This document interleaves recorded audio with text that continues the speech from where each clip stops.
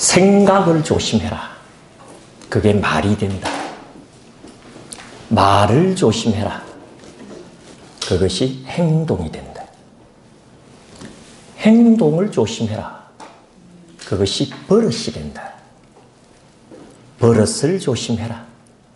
그것이 인격이 된다. 인격을 조심해라. 그것이 운명이 된다. 운명을 조심해라. 그것이 너희 성공과 실패, 행복과 불행을 영원히 나누게 된다. 어디서 많이 들은 소리 같습니까? 네. 어떻게 우리 부처님 이야기 같아요? 지금 이 진술은 이 영국의 여성 정치인이었던 마가렛 대처 여사의 좌우명으로 알려져 있어요. 정확하게 누가 이 이야기를 처음 시작했는지는 밝혀진 바가 없지만은 대처 여사의 좌우명이라고 해서 유명해진 이야기입니다. 뭐 저도 이제 영국에 대해서는 잘 모르고 또 정치에 대해서는 문외한입니다만은 그런 문외한임에도 불구하고 우리가 한 번쯤은 연구해도 좋을 인물이 마가렛 대처라고 하는 영국의 여성 정치인이라고 그래요. 그것도 그럴 것이 이 영국이라고 하는 나라는 뭐 우리에게 있어서는 그렇게 먼 느낌을 주지는 않는 것이 우리만 그런 것이 아니고 전 세계 어느 나라도 영국이라는 나라를 그렇게 생경스럽게 여기지는 않는다고 합니다. 그럼 왜 그러냐 하면은 알다시피 15세기 유럽의 대항해 시대 이후로 유럽의 열강들이 전 세계를 식민지로 만드는 그런 400~500년의 시간을 보내게 되잖아요. 그때 발군의 두각을 나타낸 나라가 이제 영국이고, 그래서 그 1921년으로 기억이 됩니다만은 그때 이제 영국 연방이 설립이 되는데 그 영연방, 다시 말해서 영국의 정치적 지배를 받는 전 세계 모든 나라들을 다 합산해 보니까 당시 세계 육지 면적의 4분의 1, 인구도 정확하게 1920년대에 전 세계 인구가 20억 명 정도 되었다 그래요. 지금 80억 명이잖아요. 그죠? 한 5억 명 정도는 영국의 식민지이거나 영국의 정치적인 지배를 받는 그런 나라였다고 해요. 그래서 이제 세계 역사 속에서 한 나라가 전 세계를 지역으로나 인구로나 그런 프로테이지로 지배한 적이 없다고 그럽니다. 가장 큰 정치적 역량 내지는 영향력을 발휘하는 그런 기량을 과시한 나라가 이제 영국이고, 그래서 대영 제국이라고 하는 이름이 전 세계의 사람들의 뇌리에 박힌 것은 지금 뭐 당연한 거죠. 근데 그 1921년을 정점으로 그 뒤에 영국은 사실은 점점 쇠퇴의 길을 걷게 되고 두 세대가 채 지나지 않아서 1970년대 들어와갖고는 완전 망해버립니다, 이 나라가. 그래서 그 우리나라 같은 경우는 1997년도에 IMF 지배를 받잖아요. 근데 영국은 1976년도에 IMF 구제금융으로 근근히 연명하는 그런 나라가 되어버립니다. 참 정치적, 경제적으로 영국이란 나라가 존재성을 상실할 정도로 몰락한 그 지점에 이 영국의 여성 정치인이 등장하거니와 그가 마가렛 대처입니다. 1979년도 보수당 당수로 영국 수상에 취임을 하게 되죠. 그러나 그에게는 정치적 기반이 전혀 없어요. 왜냐하면 영국의 고위 정치 지도자가 되기 위해서는 기본적으로 왕족이나 귀족 출신이어야 된다고 그러더군요. 그런데 이 대처 여사는 아버지가 슈퍼마켓 주인이었어요. 서민입니다. 그러다 보니까 자기 자신의 정치적인 배경이라고는 뭐 들것만큼도 없는 셈이니 정말 힘든 그런 수상으로서의 하루하루를 보내고 뭐 곧 실각한다라고 하는 것이 정설이나 마찬가지였대요. 근데 놀라운 반전의 계기가 하나가 생깁니다. 여러분들도 기억하실지 모릅니다만은 포클랜드 전쟁이라고 하는 저 아르헨티나 근처에 있는 조그마한 섬이 그런 어떤 터닝 포인트를 제공을 해요. 이 포클랜드 섬이 어디에 있느냐 그러면은 우리나라가 여기 이렇게 있으면 여기가 이제 태평양입니다. 그럼 여기 이제 북미 대륙이 있고 여기 남미 대륙이 있고 영국과 같은 유럽은 이쯤 그 위치를 잡아주면 좋아요. 그런데 아르헨티나가 여기 이렇게 위치를 하고 있고 아르헨티나로부터 겨우 500km 정도 떨어진 곳에 있는 섬 이름이 포클랜드. 그러니까 아득한 옛날에는 뭐 굳이 누가 이야기를 안 해도 아르헨티나 사람들 섬이었죠. 근데 이 영국이 이제 영연방을 설립하면서 실효적으로 이 포클랜드 섬을 영국령으로 지배를 하고 있었고 영국 국민과 영국 해병대가 들어가 있었어요. 그리고 참고로 영국은 이 포클랜드로부터 10,000마일, 약 14,000km가 떨어져 있습니다. 근데 알다시피 영국이 막 몰락해갖고 IMF 구제금융을 받고 그때 아르헨티나는 잘 살았어요. 그러니까 당시 아르헨티나를 지배하던 갈티엘 장군이 딱 점령을 해버려요. 그러니까 뭐 영국에서 난리가 났어요. 왜? 정치 지도자의 첫 번째 의무가 뭡니까? 국토를 수호하는 것 아닙니까? 근데 영토를 빼앗겨버렸잖아요. 그러니까 이 영토 찾아라. 무슨 수로 찾습니까? 나라는 몰락해갖고 국가는 그들 나 있고 거리가 이렇게 떨어졌는데 찾으려면 뭐다? 외교로 안 되면 그 다음에는 전쟁밖에 없지 않습니까? 외교로 될 것 같으면 뭐하러 점령을 합니까? 멋져. 옛날부터 우리 거야. 배 딱 내밀고. 이 전쟁이 일으키잖아요.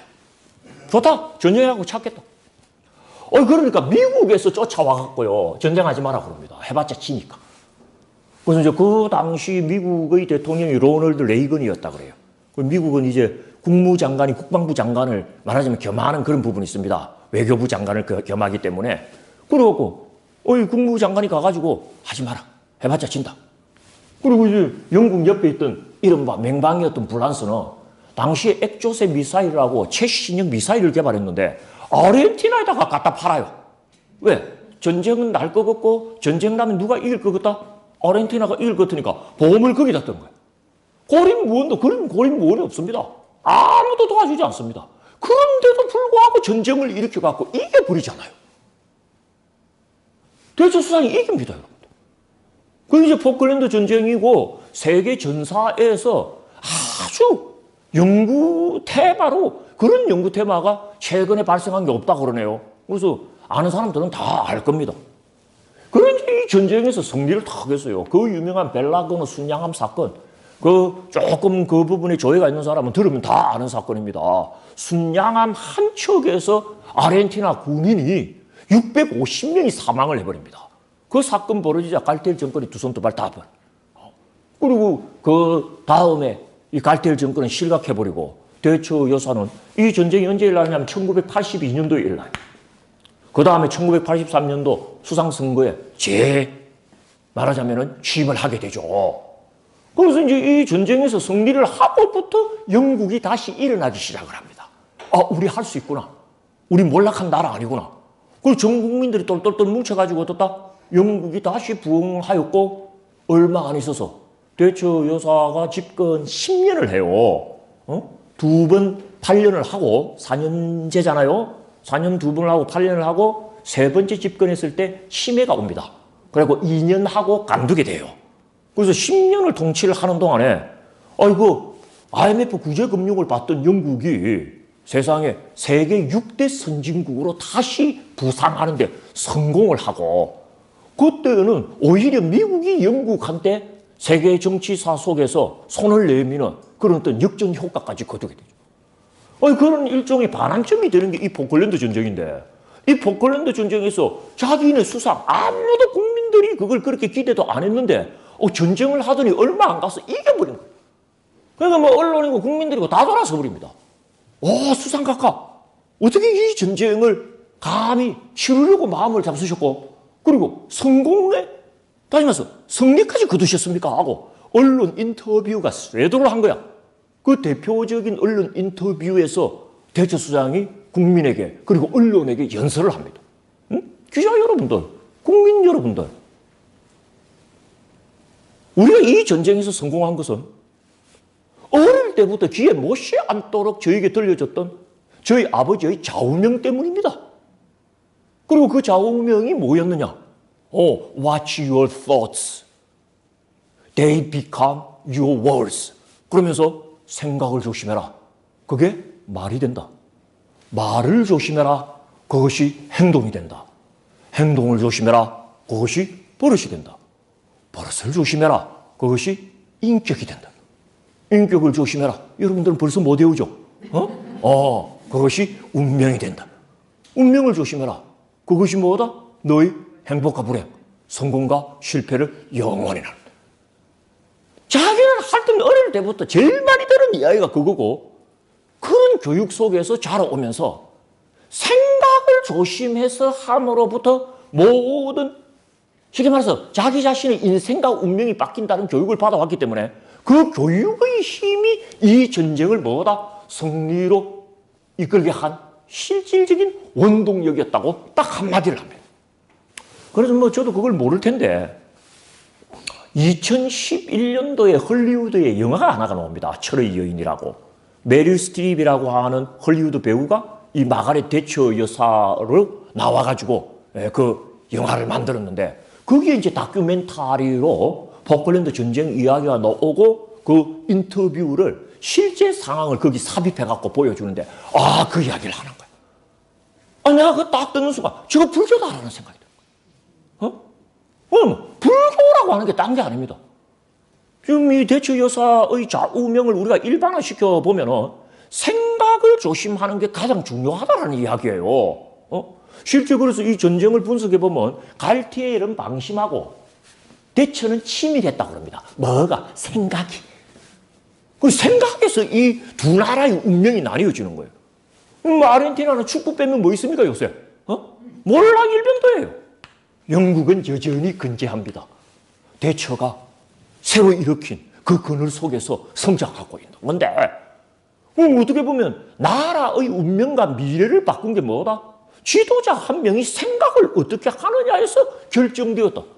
그건 일반화시키면 우리도 우리 인생, 그리고 그 인생의 행복과 미래, 이걸 결정짓는 가장 근본적인 인자 내지는 요인 내지는 원인을 찾아라면 그건 뭐다? 생각 제대로 하는 거, 생각 바로 하는 거. 이런 진술로 충분히 뭐다? 보편화시킬 수가 있게 하는 겁니다. 그럼 내가 이제 불교 경전을 이렇게 살펴보면서, 맞아. 부처님 가르침이 바로 생각 좀 제대로 하자. 생각 좀 조심하자. 다시 말해서 뭐다? 바른 생각하고 제대로 된 생각하자는 가르침 아니냐. 라고 하는 이 지점에 그야말로 생각이 미치게 되더라고요. 난 요번 여러분들과 함께 가는 뭐 어떻게 보면 특강으로 계획이 됐습니다만, 이 불교란 무엇인가? 오늘 답합니다. 생각 조심하는 법이 불교입니다. 불교가 우리에게 가르치는 건 난 딱 그거다. 실제 부처님께서 그런 취지로 말씀을 하셔요. 40페이지 한번 보십시오.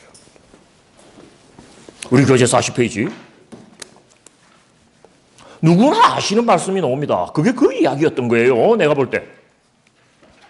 맨 밑에 달라. 우주가 어떻게 이루어졌는가에 대해, 우주는 모든 것을 의미하지 않습니까? 그죠? 천삼나 지만사항의 모든 존재나 사건을 포함한 개념을 여기서는 우리가 우주라고 부릅니다. 그럴 때 그 우주라는 것이 어떻게 이루어졌고 어떻게 작동하는가에 대한 불교의 아주 간단한 답이 있다. 뭐라고 해놨습니까, 여러분들? 일체유심조. 아니, 모르는 사람이 없을 정도로 유명한 이야기가 일체유심조입니다. 그래서 여러분들 그 일체유심조라는 말의 뜻이 뭡니까? 거기도 그런 말 해놨죠. 즉 우주 만유는 결국 마음이 지은 것이라는 답을 주장했다. 고다마 부처님은 모든 것은 마음이 지은 것이라고 답하시면서 이 천삼나 지만상을 가득 채우는 인생과 우주의 모든 것이 마음에서 시작하는 것이라고 분명히 주장하고 있다. 일체유심조의 뜻이다라고 하는 건 상식적입니다. 이거 요즘 우리가 하는 말로 바꾸면 뭡니까, 여러분들? 세상 만사 마음 먹기 나름이다, 이겁니다. 또 좀 다르게 이야기하면 인생 만사 생각하기 나름이다, 이 말이에요. 모든 것은 어디에서 달려있다? 생각 제대로 하느냐 못하느냐에서 결정된다. 이 이야기가 일체유심조의 뜻이다라고 해석해본들 누가 뭐라 그러겠냐 이거예요. 응? 불교를 대표하는 명구가 일체유심조라는 걸 만약에 여러분들이 받아들이신다면 그건 현실적인 입장에서 뭐다? 생각을 조심함으로써 인생의 미래와 그 인생의 판도를 바꿀 수 있다라는 이야기, 그게 바로 일제유심조의 이야기다라고 생각해도 난 전혀 문제가 없다라고 보는 것이죠. 교리적으로는 그 정도가 아닙니다, 여러분들. 하나의 사례를 더 여러분들께 추천해 드립니다. 214페이지 한번 보십시오.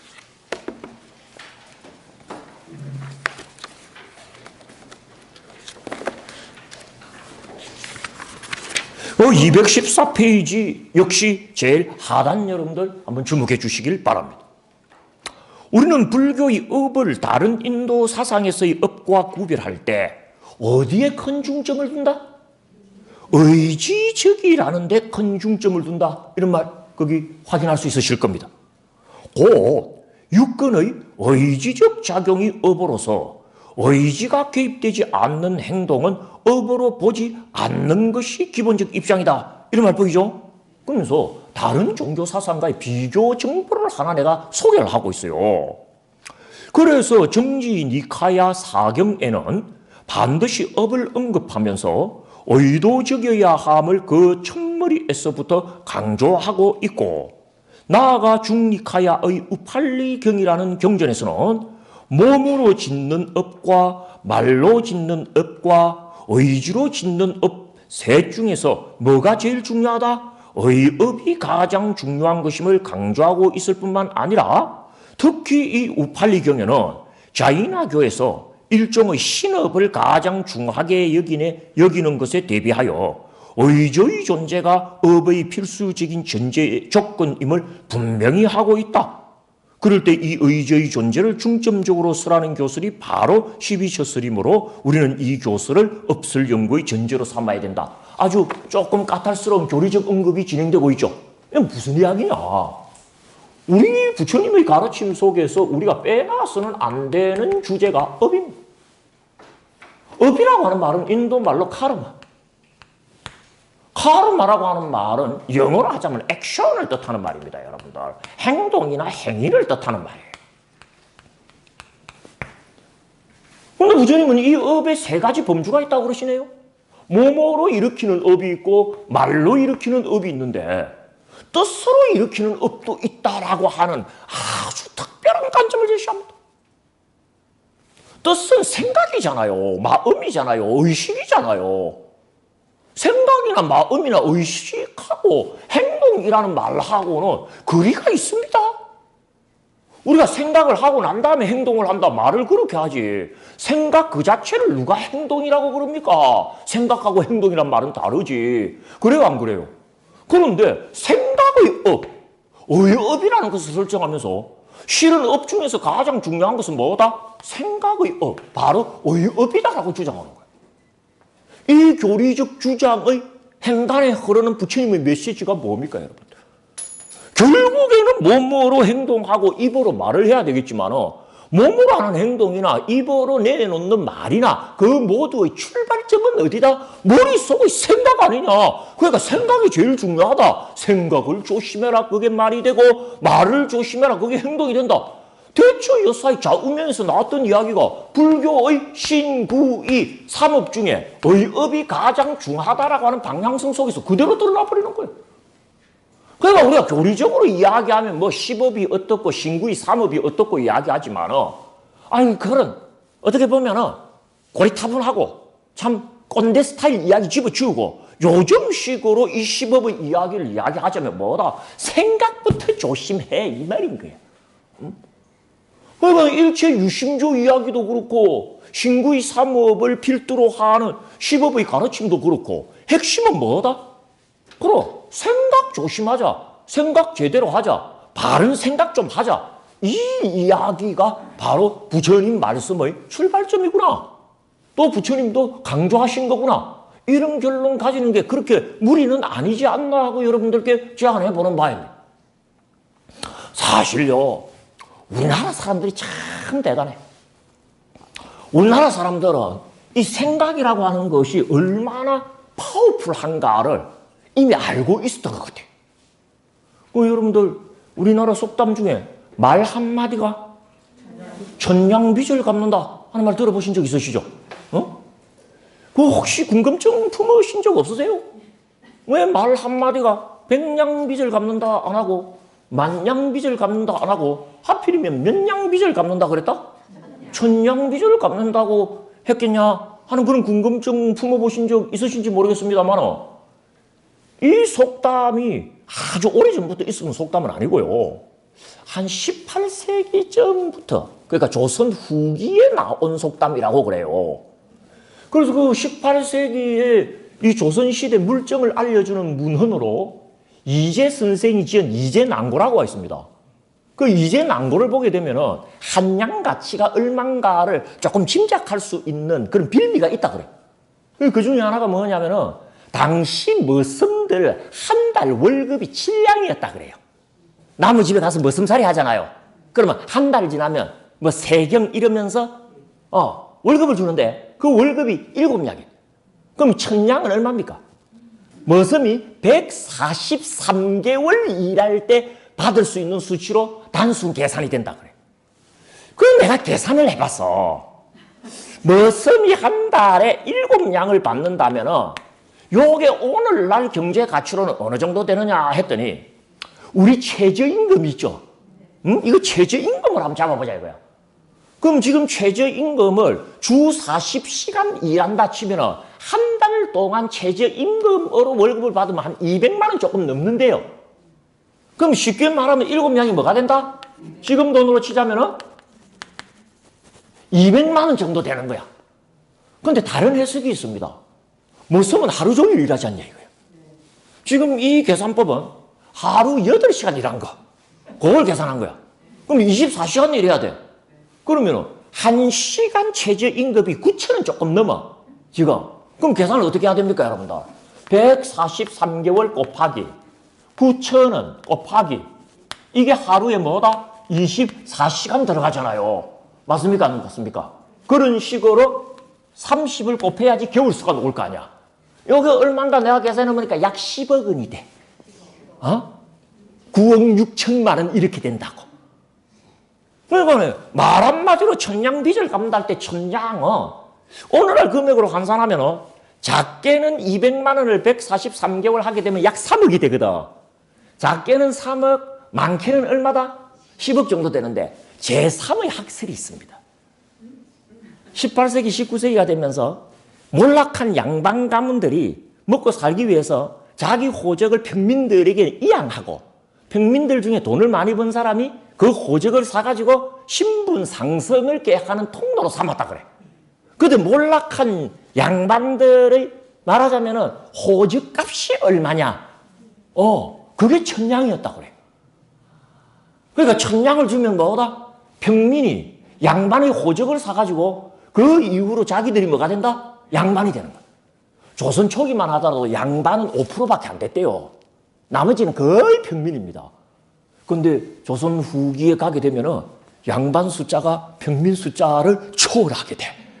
그 양반들은 어디서 온 양반들이다? 만들거나 산 거야. 그때 드는 돈이 얼마다? 천냥이야. 그래서 내가 우스꽝스러운 비교를 한번 해봤어. 이게 뭐냐? 요즘 우리 사회에는 뭐 신분 제도는 없습니다만은 그래도 신분이라고 불릴 만한 그런 현격한 레벨 차이는 있습니다. 뭐 보통 사람으로 사느냐 아니면은 차이 나는 그런 어떤 클래스의 신분을 갖추느냐 이거 우리가 이 사회 속에서도 확인합니다. 그래서 평민이 자기 신분을 확실하게 상승시키는 방법이 옛날로 치자면 고시패스 하는 거야. 지금 뭐 제도가 좀 바뀌었습니다만 사법 고시패스 하게 되면 어떻습니까? 개천에서 영랑불 되잖아요. 근데 만약에 이 사법 고시를 패스한 사람이 그 자격증을 매매할 수 있다면 어느 정도 가격에 매매할 수 있을까를 이 장면과 대비해갖고 한번 생각을 해봐서 10억 정도 준다 그러면은 사법 고시 패스한 사람이 자기 자격증 팔겠어요? 안 팔 것 같아. 만약에 그 자격을 갖고 있는 사람이 1,000억 주면 팔겠어 그러면은 1,000억 주고 거기 살 사람 있겠어요? 없을 것 같아. 내하고 생각이 같네.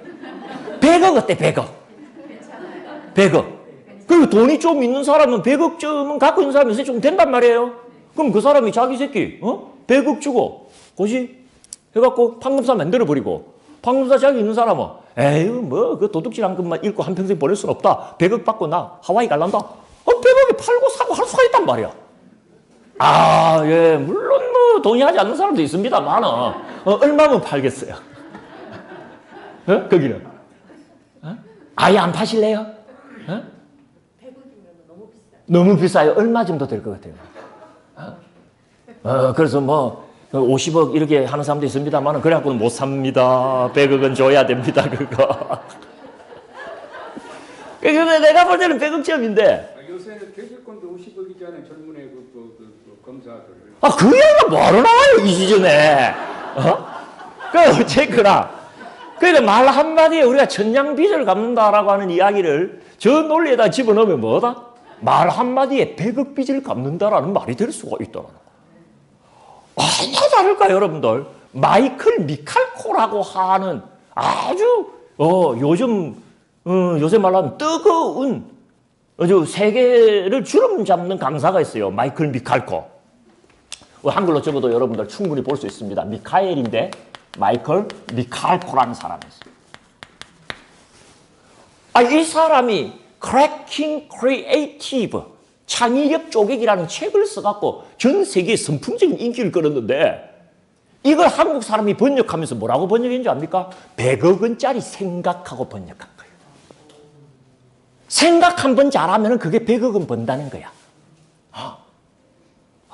여러분들 이번 강의 잘 왔다는 거 느끼십니까? 안 느끼십니까? 이거 넉 달 딱 끝나고 제대로 공부하고 가면 뭐다? 생각 제대로 하는 법 배우고 가는 거야. 100% 배우고 가면 얼마는 보장받는다? 100% 보장받? 1%만 배우고 가도 여러분들 여기 내는 강사료, 수강료 그거 제하고도 뭐다? 9,960만 원은 남아! 그거. 근데 이야기에 반전이 있어요.